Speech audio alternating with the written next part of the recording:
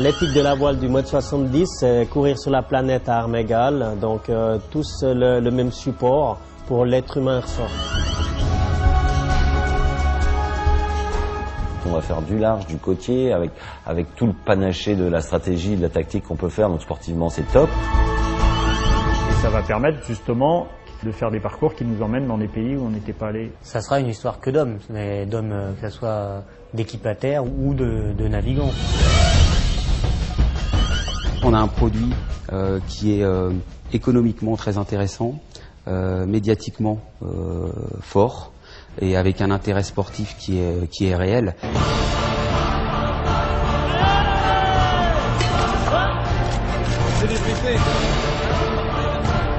On ne peut pas avoir d'intérêt médiatique si le public ne s'intéresse pas et vice-versa.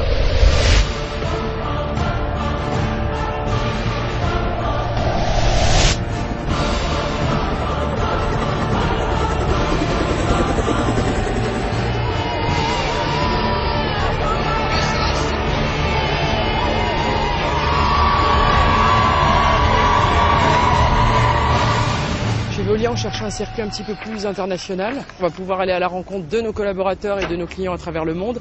Et puis, il y a cette aventure de l'eau. L'objectif de la fondation, c'est une fondation qui s'attache à la préservation de l'eau.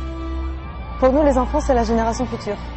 Donc, c'est une population qui doit être sensibilisée dès maintenant, parce que c'est certainement sur eux que reposent les enjeux et les grandes décisions du monde de demain, oui, ça c'est sûr.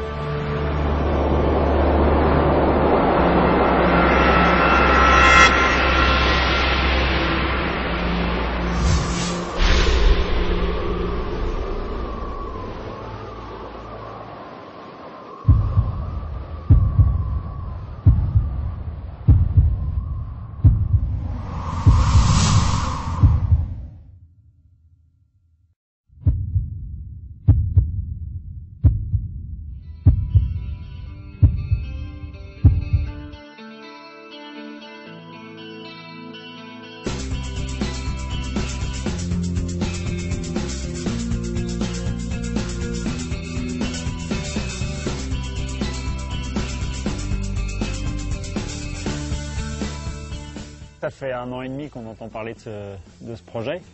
Là maintenant il prend vraiment forme, même si le bateau a été commencé il y a plusieurs mois bien sûr.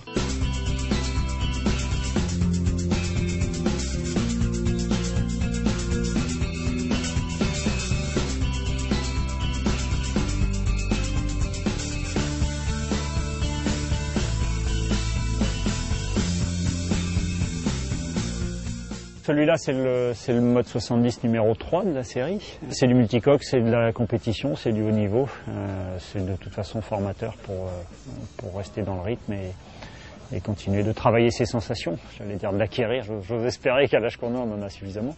Mais quand bien même, l'entraînement continue d'être nécessaire.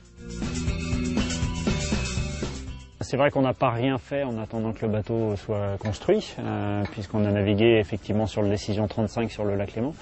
On est d'ailleurs en tête du championnat du Vulcain Trophy à un peu plus que mi-parcours, puisqu'il nous reste 2 épreuves à faire à Beaulieu et Antibes au mois de septembre. Ce qui d'ailleurs nous cause quelques soucis parce qu'on va très peu naviguer avec le mode 70 avant le Chris Match, puisque justement on sera sur le Vulcain Trophy sur les 2 dernières épreuves en Méditerranée.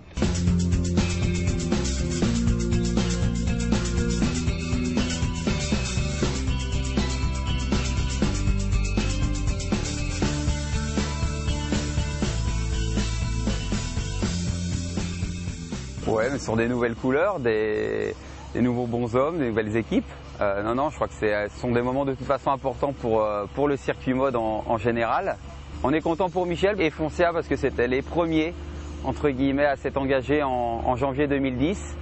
Aujourd'hui, voilà, l'engagement il est concrétisé par un beau mode 70 aux couleurs de Foncia. Le circuit, aujourd'hui, il est à 6 unités.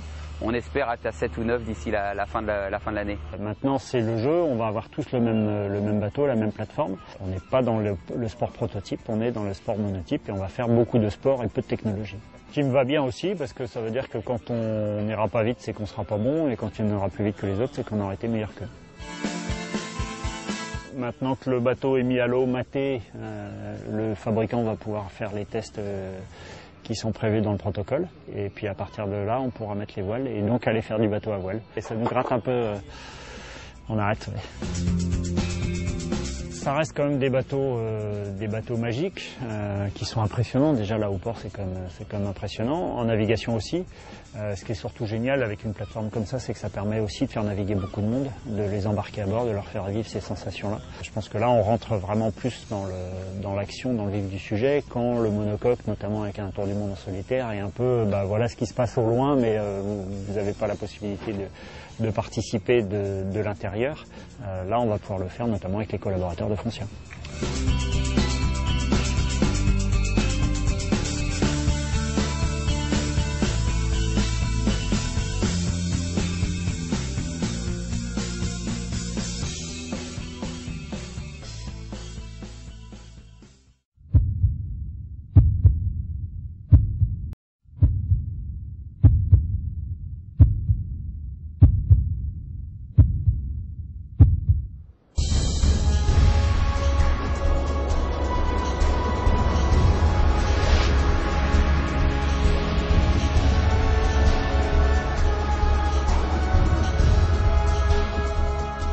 L'éthique de la voile du mode 70, c'est courir sur la planète à armes égales, donc tous le même support pour l'être humain ressort.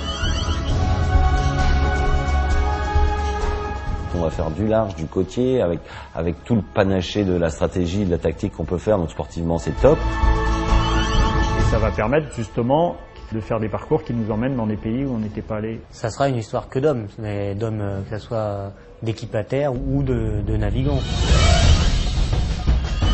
On a un produit qui est économiquement très intéressant, médiatiquement fort et avec un intérêt sportif qui est réel.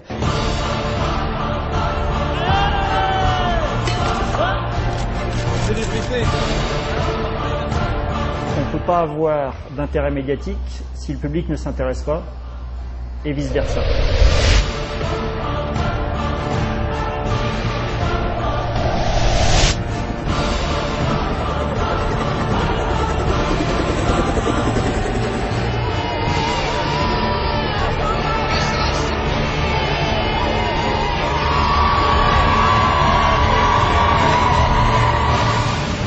On cherche un circuit un petit peu plus international. On va pouvoir aller à la rencontre de nos collaborateurs et de nos clients à travers le monde.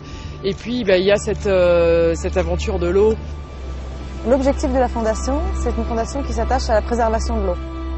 Pour nous, les enfants, c'est la génération future.